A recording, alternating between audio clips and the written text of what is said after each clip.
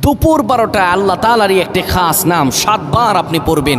পড়ে আল্লাহ তাআলার কাছে দোয়া করবেন। আপনার যত প্রয়োজন আছে, যত মনের আশা আকাঙ্ক্ষা আছে, আল্লাহ সকল কিছু কবুল করে নেবেন। যখন দুপুর 12টা বেজে যায় দোয়া কবুলের সময়, তখন আপনি সকল কাজগুলো তখন বন্ধ করে একটু যায় নামাজ বিছিয়ে পবিত্র হয়ে ঘরের একটা কোনায় কিংবা আশপাশে যদি মসজিদ থাকে মসজিদে চলে যান।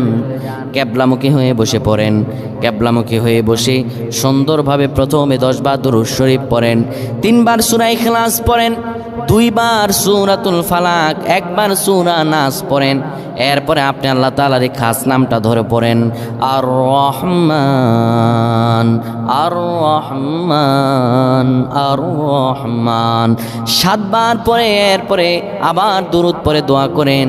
আল্লাহ তাআলার কাছে চাইতে দেরি হবে, কিন্তু আমার রব আল্লাহ আপনার দোয়া কবুল করতে দেরি করবেন না।